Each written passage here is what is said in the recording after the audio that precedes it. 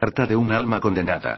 Este texto, fuerte y conmovedor, nos lo envía un sacerdote jesuita amigo, quien lo acompaña con la siguiente introducción. Este material no es del gusto actual, de la sociedad moderna, por supuesto del gusto mundano, ni lamentablemente de muchos entre los llamados fieles cristianos.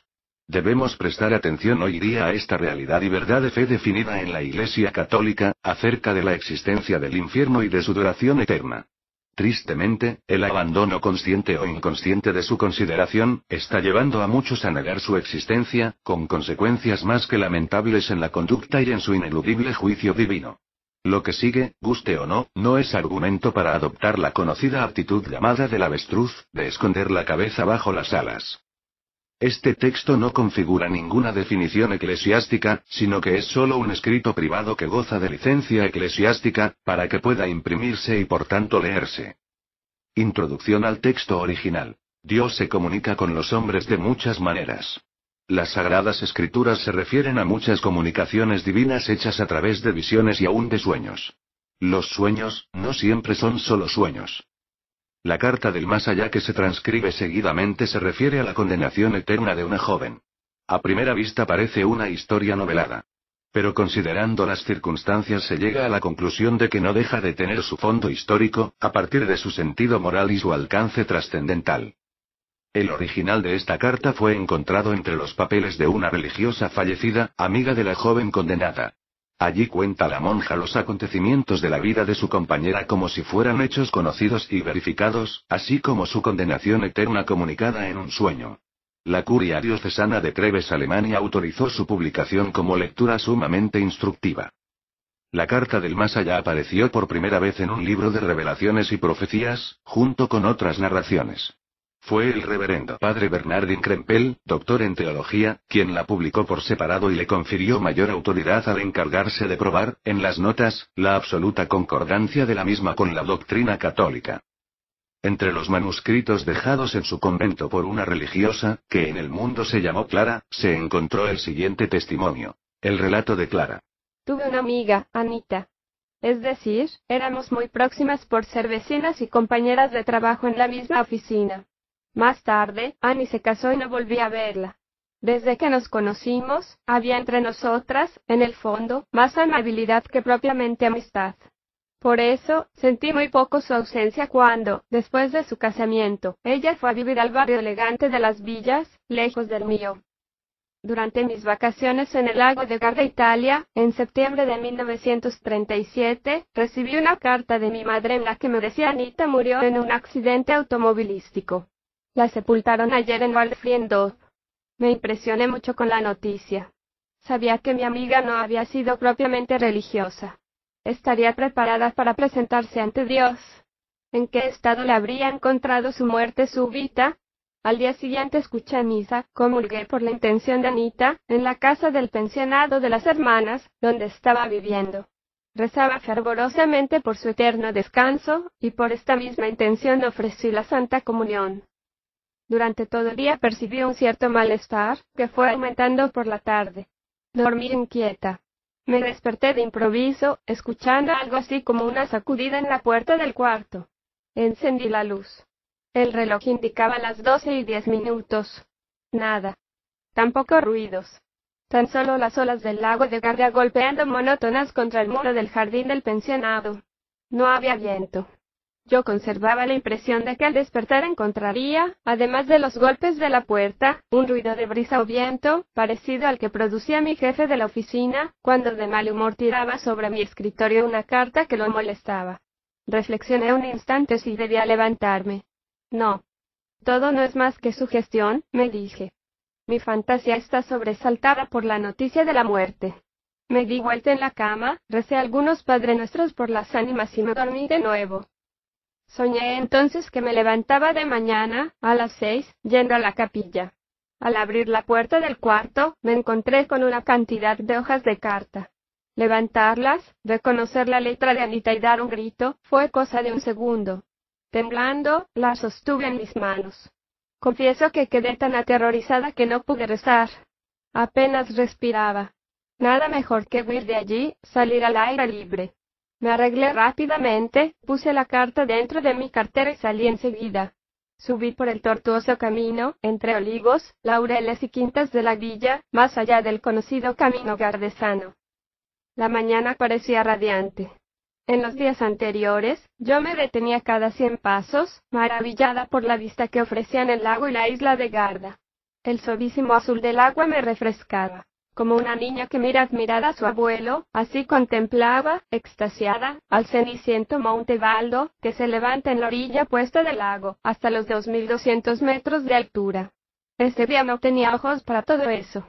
Después de caminar un cuarto de hora, me dejé caer maquinalmente sobre un banco ubicado entre dos cipreses, donde la víspera había leído con placer la doncella Teresa. Por primera vez veía en los cipreses el símbolo de la muerte, algo en lo que antes no había pensado. Tomé la carta. No tenía firma. Sin la menor duda, estaba escrita por Anita. No faltaba la gran S, ni la T francesa, a la que se había acostumbrado en la oficina, para irritar a nuestro jefe. No era su estilo. Por lo menos, no era así como hablaba de costumbre. Lo habitual en ella era la conversación amable, la risa, subrayada por los ojos azules y su graciosa nariz. Solo cuando discutíamos asuntos religiosos se volvía mordaz y caía en el tono rudo de la carta. Yo misma me siento envuelta por su excitada cadencia. Aquí, la carta del más allá de Anita, palabra por palabra, tal como la leí en el sueño. Clara, no reces por mí, estoy condenada. Si te doy este aviso, es más, voy a hablarte largamente sobre esto, no creas que lo hago por amistad. Quienes estamos aquí ya no amamos a nadie. Lo hago como obligada. Es parte de la obra de esa potencia que siempre quiere el mal y realiza el bien. En realidad, me gustaría verte aquí, a donde llegué para siempre. No te extrañes de mis intenciones.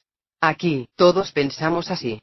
Nuestra voluntad está petrificada en el mal, es decir, en aquello que ustedes consideran mal. Aun cuando pueda hacer algo bien como yo lo hago ahora, abriéndote los ojos ante el infierno, no lo hago con recta intención. ¿Recuerdas? Hace 4 años que nos conocimos, tenías 23 años y ya trabajabas en el escritorio desde 6 meses antes, cuando yo ingresé. Varias veces me sacaste de apuros. Con frecuencia me dabas buenos avisos que a mí, principiante, me venían muy bien. Pero, ¿qué es bueno? Yo ponderaba, en aquel entonces, tu caridad. Ridículo. Tus ayudas eran pura ostentación, algo que desde entonces sospechaba. Aquí, no reconocemos bien alguno en absolutamente nadie. Pero ya que conociste mi juventud, es el momento de llenar algunas lagunas.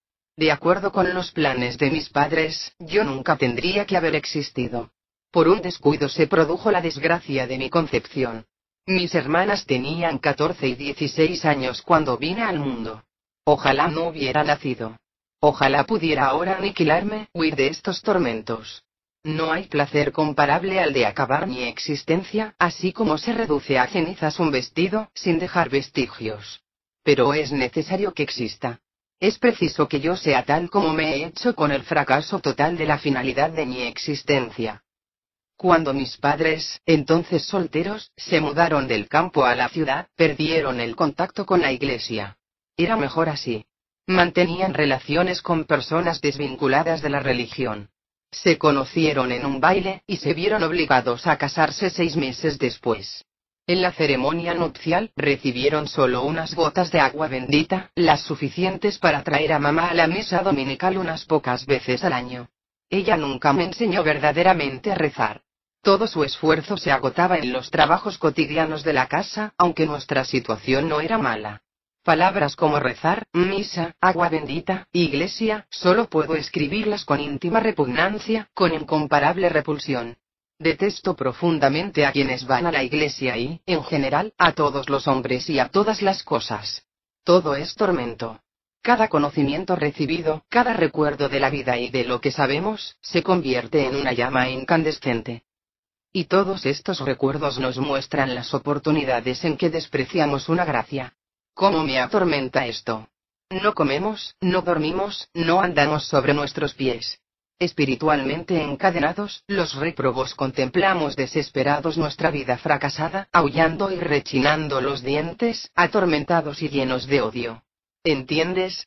Aquí bebemos el odio como si fuera agua. Nos odiamos unos a otros. Más que a nada, odiamos a Dios. Quiero que lo comprendas. Bienaventurados en el cielo deben amar a Dios, porque lo ven sin velos, en su deslumbrante belleza. Esto los hace indescriptiblemente felices. Nosotros lo sabemos, y este conocimiento nos enfurece. Los hombres, en la tierra, que conocen a Dios por la creación y por la revelación, pueden amarlo. Pero no están obligados a hacerlo. El creyente, te lo digo furiosa, que contempla, meditando, a Cristo con los brazos abiertos sobre la cruz, terminará por amarlo. Pero el alma a la que Dios se acerca fulminante, como vengador y justiciero porque un día fue repudiado, como ocurrió con nosotros, ésta no podrá sino odiarlo, como nosotros lo odiamos.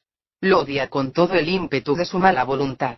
Lo odia eternamente, a causa de la deliberada resolución de apartarse de Dios con la que terminó su vida terrenal. Nosotros no podemos revocar esta perversa voluntad, ni jamás querríamos hacerlo. ¿Comprendes ahora por qué el infierno dura eternamente? Porque nuestra obstinación nunca se derrite, nunca termina.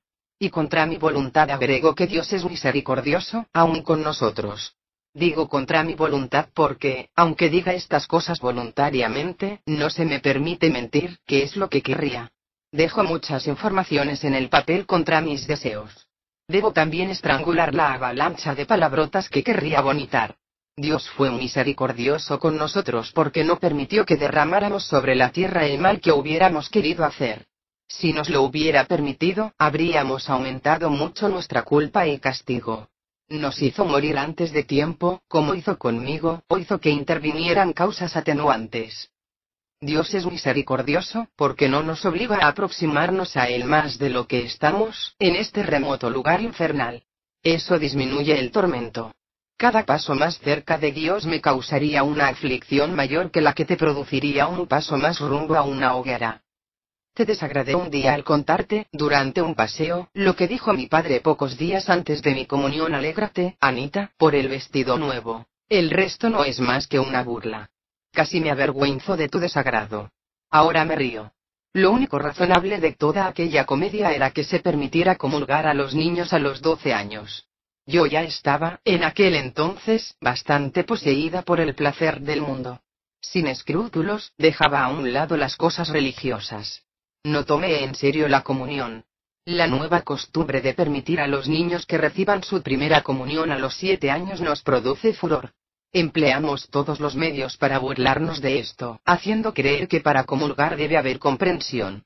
Es necesario que los niños hayan cometido algunos pecados mortales.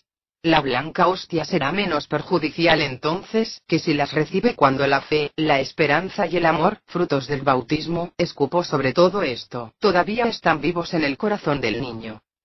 ¿Te acuerdas que yo pensaba así cuando estaba en la tierra? Vuelvo a mi padre. Peleaba mucho con mamá. Pocas veces te lo dije, porque me avergonzaba. Qué cosa ridícula la vergüenza. Aquí, todo es lo mismo. Mis padres ya no dormían en el mismo cuarto. Yo dormía con mamá, papá lo hacía en el cuarto contiguo, donde podía volver a cualquier hora de la noche. Bebía mucho y se gastó nuestra fortuna. Mis hermanas estaban empleadas, decían que necesitaban su propio dinero. Mamá comenzó a trabajar. Durante el último año de su vida, papá la golpeó muchas veces, cuando ella no quería darle dinero. Conmigo, él siempre fue amable.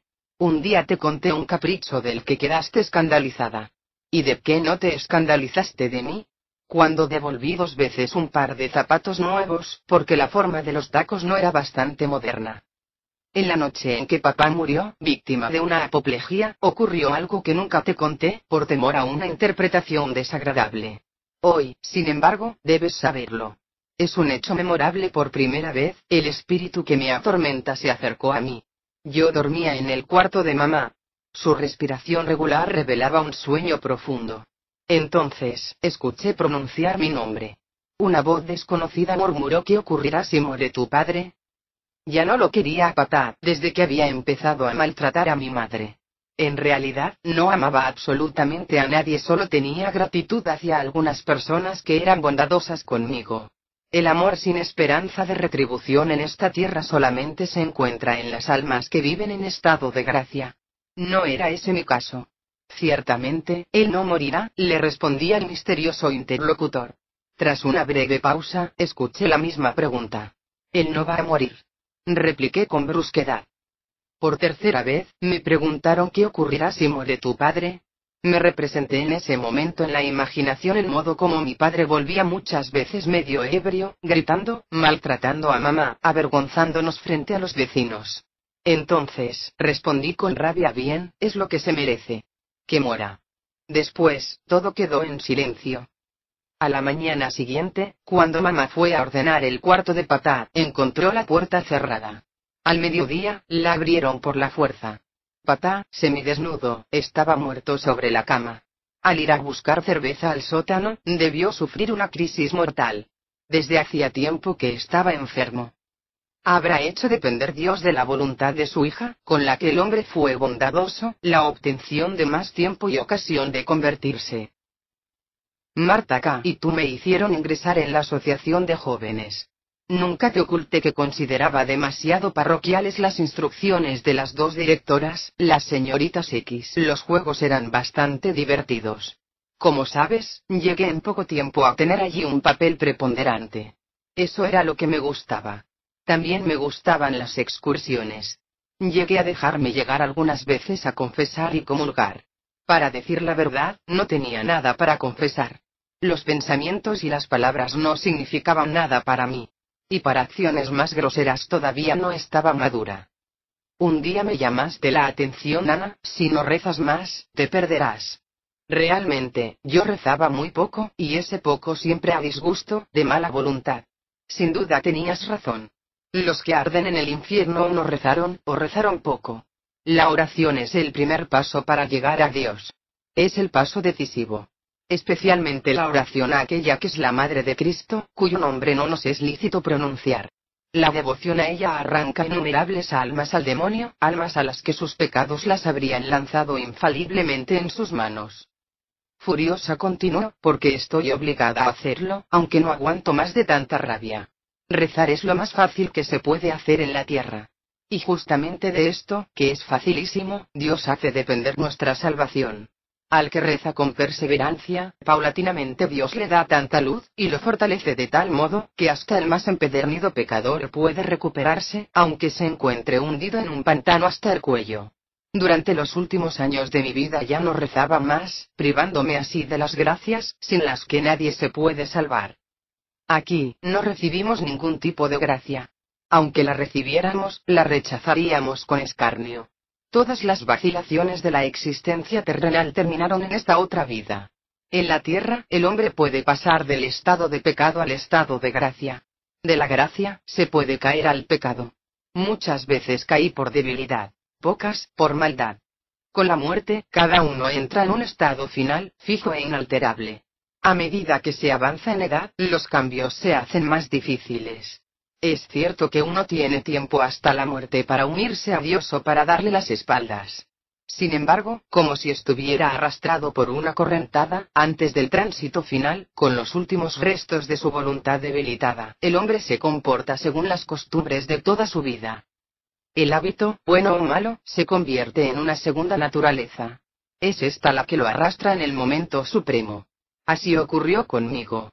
Viví años enteros apartada de Dios. En consecuencia, en el último llamado de la gracia, me decidí contra Dios. La fatalidad no fue haber pecado con frecuencia, sino que no quise levantarme más. Muchas veces me invitaste para que asistiera a las predicaciones o que leyera libros de piedad. Mis excusas habituales eran la falta de tiempo. ¿Acaso podría querer aumentar mis dudas interiores? Finalmente, tengo que dejar constancia de lo siguiente: al llegar a este punto crítico, poco antes de salir de la asociación de jóvenes, me habría sido muy difícil cambiar de rumbo. Me sentía insegura y desdichada. Pero frente a la conversión se levantaba una muralla. No sospechaste que fuera tan grave. Creías que la solución era tan simple, que un día me dijiste: tienes que hacer una buena confesión, Annie, todo volverá a ser normal. Me daba cuenta que sería así. Pero el mundo, el demonio y la carne, me retenían demasiado firme entre sus garras. Nunca creí en la influencia del demonio. Ahora, doy testimonio de que el demonio actúa poderosamente sobre las personas que están en las condiciones en que yo me encontraba entonces. Solo muchas oraciones, propias y ajenas, junto con sacrificios y sufrimientos, podrían haberme rescatado. Y aún esto, poco a poco. Si bien hay pocos posesos corporales, hables los que están poseídos internamente por el demonio. El demonio no puede arrebatar el libre albedrío de los que se abandonan a su influencia. Pero, como castigo por su casi total apostasía, Dios permite que el maligno se anide en ellos. Yo también odio al demonio. Sin embargo, me gusta, porque trata de arruinarlos a todos ustedes él y sus secuaces, los ángeles que cayeron con él desde el principio de los tiempos. Son millones, vagando por la tierra. Innumerables como enjambres de moscas. Ustedes no los perciben. A los réprobos no nos incumbe tentar, eso les corresponde a los espíritus caídos. Cada vez que arrastran una nueva alma al fondo del infierno, aumentan aún más sus tormentos. Pero, ¿de qué no es capaz el odio? Aunque andaba por caminos tortuosos, Dios me buscaba. Yo preparaba el camino para la gracia, con actos de caridad natural, que hacía muchas veces por una inclinación de mi temperamento. A veces, Dios me atraía a una iglesia. Allí, sentía una cierta nostalgia. Cuando cuidaba a mi madre enferma, a pesar de mi trabajo en la oficina durante el día, haciendo un sacrificio de verdad, los atractivos de Dios actuaban poderosamente. Una vez fue en la capilla del hospital, a donde me llevaste durante el descanso del mediodía. Quedé tan impresionada, que estuve solo a un paso de mi conversión. Lloraba. Pero, enseguida, llegaba el placer del mundo, derramándose como un torrente sobre la gracia. Las espinas ahogaron el trigo. Con la explicación de que la religión es sentimentalismo, como siempre se decía en la oficina, rechacé también esta gracia, como todas las otras. En otra ocasión, me llamaste la atención porque, en lugar de una genuflexión hasta el piso, hice solamente una ligera inclinación con la cabeza. Pensaste que eso lo hacía por pereza, sin sospechar que, ya entonces, había dejado de creer en la presencia de Cristo en el sacramento. Ahora creo, aunque solo materialmente, tal como se cree en la tempestad, cuyas señales y efectos se perciben.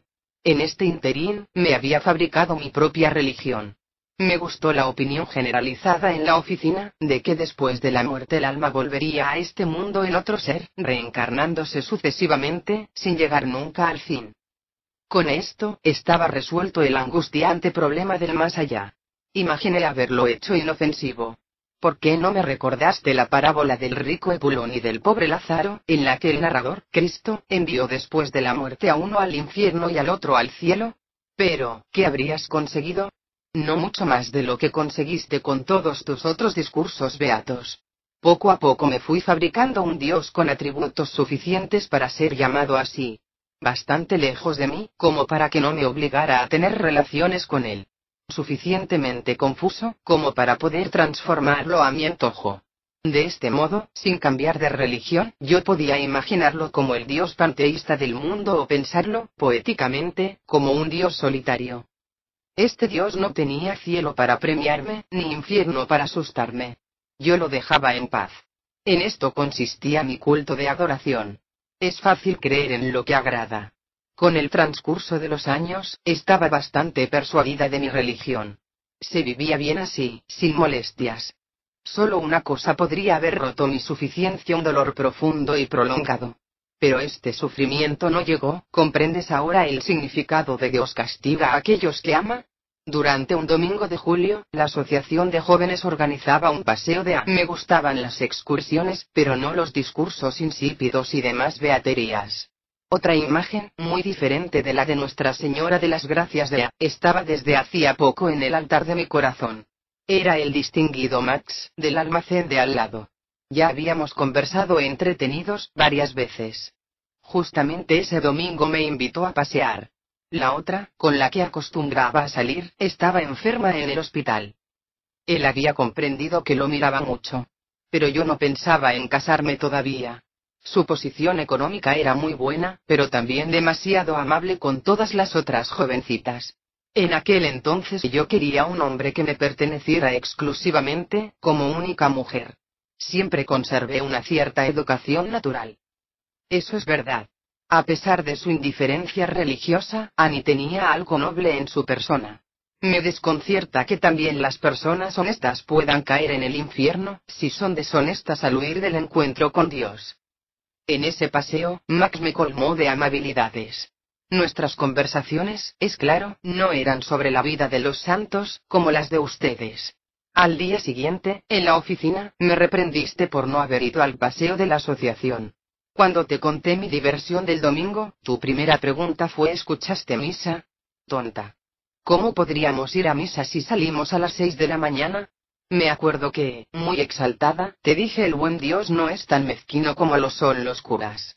Ahora debo confesar que Dios, a pesar de su infinita bondad, considera todo con más seriedad que todos los sacerdotes juntos. Después de este primer paseo con Max, fui solamente una vez más a la asociación, en las fiestas de Navidad. Algunas cosas me atraían. Pero en mi interior, ya me había separado de todas ustedes. Los bailes, el cine, los paseos, continuaban. A veces peleábamos con Max, pero yo sabía cómo retenerlo. Odié mucho a mi rival que, al salir del hospital, se puso furiosa. En realidad, eso me favoreció. La calma distinguida que yo mostraba produjo una gran impresión en Max, que se inclinó definitivamente por mí. Conseguí encontrar la forma de denigrarla. Me expresaba con calma por fuera, realidades objetivas, por dentro, vomitando hiel. Estos sentimientos y actitudes conducen rápidamente al infierno. Son diabólicos, en el sentido estricto del término. ¿Por qué te cuento todo esto? Para explicarte que así me aparté definitivamente de Dios. En realidad, Max y yo no llegamos muchas veces al extremo de la familiaridad. Me daba cuenta que me rebajaría a sus ojos si le concedía toda la libertad antes de tiempo. Por eso, supe controlarme. Realmente, yo estaba siempre dispuesta para todo lo que consideraba útil. Tenía que conquistar a Max. Para eso, ningún precio era demasiado alto. Nos fuimos amando poco a poco, porque ambos teníamos valiosas cualidades que podíamos apreciar mutuamente. Yo era habilidosa, eficiente, de trato agradable. Retuve a Max con firmeza y conseguí, al menos durante los últimos meses antes del casamiento, ser la única que lo poseía.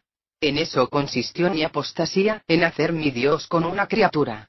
En ninguna otra cosa puede realizarse más plenamente la apostasía como en el amor a una persona del otro sexo, cuando ese amor se ahoga en la materia. Esto es su encanto, su aguijón y su veneno. La adoración que tenía por Max se convirtió en mi religión. En ese tiempo, en la oficina, yo arremetía virulentamente contra los curas, los fieles, las indulgencias, los rosarios y demás estupideces. Trataste de defender con una cierta inteligencia todo lo que yo atacaba, aunque quizás sin sospechar que en realidad el problema no estaba en esas cosas. Lo que yo buscaba era un punto de apoyo. Todavía lo necesitaba para justificar racionalmente mi apostasía. Estaba sublevada contra Dios. No te dabas cuenta. Creías que todavía era católica. Por otra parte, yo quería ser llamada así. Inclusive pagaba la contribución para el culto. Porque un cierto reaseguro nunca viene mal. Es posible que tus respuestas a veces dieran en el blanco. Pero no me alcanzaban, porque no te concedías razón. A raíz de estas relaciones sobre bases falsas, fue pequeño el dolor de nuestra separación, con motivo de mi casamiento. Antes de casarme, me confesé y comulgué una vez más. Era una formalidad. Mi marido pensaba igual. Si era una formalidad, ¿por qué no cumplirla? Ustedes dicen que una comunión así es indigna. Bien, después de esa comunión indigna, logré un cierto sosiego en mi conciencia. Esa comunión fue la última. Nuestra vida conyugal transcurría, en general, en armonía. En casi todos los puntos teníamos la misma opinión. También en esto no queríamos cargar con hijos. En realidad, mi marido quería tener uno solo, naturalmente. Finalmente conseguí que él renunciara a ese deseo. Lo que más me gustaba eran los vestidos, los muebles lujosos, las reuniones mundanas, los paseos en automóvil y otras distracciones. Fue un año de placer el que me dio entre mi casamiento y mi muerte repentina. Todos los domingos íbamos a pasear en auto o visitábamos a los parientes de mi marido. Me avergonzaba de mi madre. Esos parientes se destacaban en la vida social, igual que nosotros. Pero en mi interior, sin embargo, nunca fui feliz. Había algo indeterminado que me corroía. Mi deseo era que, al llegar la muerte, la que sin duda demoraría mucho todavía, todo acabara. Ocurría tal como yo lo había escuchado de niña, durante una plática: Dios recompensa en este mundo toda obra buena que se haga. Si no puede premiarla en la otra vida, lo hace en la tierra. Inesperadamente, recibí una herencia de la tía Lotte. Mi marido tuvo la suerte de sus ingresos notablemente aumentados. Así pude instalar, confortablemente, una casa nueva. Mi religión estaba muriendo, como un resplandor crepuscular en un firmamento lejano. Los bares de la ciudad, los hoteles y los restaurantes por los que pasábamos en nuestros viajes, no nos acercaban a Dios. Todos los que los frecuentaban vivían como nosotros de fuera hacia adentro, no de dentro hacia afuera. Si durante los viajes de vacaciones visitábamos una célebre catedral, tratábamos de divertirnos con el valor artístico de sus obras primas. Los sentimientos religiosos que irradiaban, especialmente las iglesias medievales, yo los neutralizaba criticando circunstancias accesorias de un hermano lego que nos guiaba, criticaba su negligencia en el aseo, criticaba el comercio de los piadosos monjes que fabricaban y vendían licor, criticaba el eterno repique de campanas llamando a los sagrados oficios, diciendo que el único fin era ganar dinero. Así era como conseguía apartar a la gracia, cada vez que me llamaba. Especialmente descargaba mi mal humor frente a algunas pinturas de la Edad Media representando al infierno en libros, cementerios y otros lugares. Allí el demonio asaba a las almas sobre fuego rojo o amarillo, mientras sus compañeros, con largas colas, le traen más víctimas. Clara, el infierno puede ser dibujado, pero nunca exagerado. Siempre me burlaba del fuego del infierno. Acuérdate de una conversación durante la cual te puse un fósforo encendido bajo la nariz, preguntándote ¿así huele? Apagaste enseguida la llama. Aquí nadie consigue hacerlo. Te digo más, el fuego del que habla la Biblia no es el tormento de la conciencia. Fuego es fuego. Debe ser interpretado al pie de la letra cuando aquel dijo apartaos de mí, malditos, id al fuego eterno. Al pie de la letra. ¿Y cómo puede ser tocado un espíritu por el fuego material? Preguntarás. ¿Y cómo puede sufrir tu alma, en la tierra, si pones el dedo sobre una llama? Tampoco tu alma se quema, mientras tanto el dolor lo sufre todo el individuo. Del mismo modo, nosotros estamos aquí espiritualmente presos al fuego de nuestro ser y de nuestras facultades. Nuestra alma carece de la agilidad que le sería natural. No podemos pensar ni querer lo que querríamos. No te sorprendas de mis palabras. Es un misterio contrario a las leyes de la naturaleza material. El fuego del infierno quema sin consumir. Nuestro mayor tormento consiste en saber que nunca veremos a Dios. ¿Cómo puede atormentarnos tanto esto, si en la tierra nos será indiferente? Mientras el cuchillo está sobre la mesa, no te impresiona. Le ves el filo, pero no lo sientes. Pero si el cuchillo entra en tus carnes, gritarás de dolor. Ahora, sentimos la pérdida de Dios. Antes, solo pensábamos en ella. No todas las almas sufren igual. Cuanto mayor fue la maldad, cuanto más frívolo y decidido, tanto más le pesa al condenado la pérdida de Dios, tanto más lo sofoca la criatura de que abusó. Los católicos que se condenan sufren más que los de otras religiones, porque recibieron y desaprovecharon, por lo general, más luces y mayores gracias. Los que tuvieron mayores conocimientos sufren más duramente que los que tuvieron menos. El que pecó por maldad sufre más que el que cayó por debilidad. Pero ninguno sufre más de lo que mereció. Oh, si esto no fuera verdad, tendría un motivo para odiar. Un día me dijiste nadie va al infierno sin saberlo. Eso le habría sido revelado a una santa. Yo me reía, mientras me atrincheraba en esta reflexión. Siendo así, siempre tendré tiempo suficiente para volver atrás. Esta revelación es exacta. Antes de mi muerte repentina, es verdad, no conocía el infierno tal como es. Ningún ser humano lo conoce. Pero estaba perfectamente enterada de algo. Si mueres, me decía, entrarás en la eternidad como una flecha, directamente contra Dios. Habrá que aguantar las consecuencias. Como te dije, no volví atrás. Perseveré en la misma dirección, arrastrada por la costumbre, con la que los hombres actúan cuanto más envejecen. Mi muerte ocurrió así hace una semana, digo según las cuentas que llevan ustedes, porque si calculara por mis dolores, podría estar ardiendo en el infierno desde hace 10 años. Mi marido y yo salimos en otra excursión dominguera, que fue la última para mí. El día estaba radiante de sol. Me sentía muy bien, como pocas veces. Sin embargo, me traspasaba un presentimiento siniestro. Inesperadamente, en el viaje de regreso, mi marido y yo fuimos enceguecidos por los faros de un automóvil que venía en sentido contrario, a gran velocidad. Max perdió el control del vehículo. Jesús. Se escapó de mis labios, no como oración sino como grito. Sentí un dolor aplastante comparado con el tormento actual, una bagatela. Después perdí el sentido. Qué extraño. Aquella misma mañana, sin explicación, había surgido en mi mente este pensamiento. Por una vez, podrías ir a misa. Era como una súplica. Un no. Claro y decidido cortó el curso de la idea. Con esas cosas tengo que terminar definitivamente. Es decir, asumí todas las consecuencias. Ahora las soporto. Lo que ocurrió después de mi muerte lo sabes. La suerte de mi marido, de mi madre, lo que ocurrió con mi cadáver, mi entierro, lo sé por una intuición natural que tenemos todos los que estamos aquí. Del resto de lo que ocurre en el mundo poseemos un conocimiento confuso. Sabemos lo que se refiere a nosotros. De este modo veo el lugar donde vives. Desperté de improviso en el momento de mi muerte. Me encontré inundada por una luz ofuscante. Era el mismo sitio donde había caído mi cadáver. Sucedió como en el teatro, cuando se apagan las luces de la sala, sube el telón y aparece una escena trágicamente iluminada. La escena de mi vida. Como en un espejo, mi alma se mostró a sí misma. Vi las gracias despreciadas y pisoteadas, desde mi juventud hasta el último no frente a Dios. Me sentí como un asesino, al que llevan ante el tribunal para ver a la víctima exánime. ¿Arrepentirme? Nunca. ¿Avergonzarme? Jamás. Mientras tanto, no conseguía permanecer bajo la mirada de Dios, a quien rechazaba. Solo tenía una salida: la fuga. Así como Caín huyó del cadáver de Abel, así mi alma se proyectó lejos de esta visión de horror. Este era el juicio particular. Habló el invisible juez: apártate de mí. De inmediato mi alma, como una sombra amarilla de azufre, se despeñó al lugar del eterno tormento.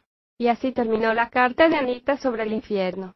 Las últimas palabras eran casi ilegibles, tan torcidas estaban las letras. Cuando terminé de leer la última línea, la carta se convirtió en cenizas. ¿Qué es lo que escucho? En medio de los duros términos de las palabras que imaginaba haber leído, resonó el dulce tañido de una campana. Me desperté de inmediato. Estaba acostada en mi cuarto. La luz matinal entraba por la ventana. Las campanadas de las avemarías llegaban de la iglesia parroquial. ¿Todo había sido sueño? Nunca había sentido antes en el Ángelus tanto consuelo como después de ese sueño. Lentamente, fui rezando las oraciones. Entonces comprendí: la bendita Madre del Señor quiere defenderte. Venera a María filialmente, si no quieres tener el destino que te contó, aunque fueran sueños, un alma que jamás verá a Dios. Temblando todavía por la visión nocturna, me levanté, me vestí con prisa y huí a la capilla de la casa. Mi corazón palpitaba con violencia. Los huéspedes que estaban más cerca me miraban con preocupación. Quizás pensaban que estaba agitada por correr escaleras abajo.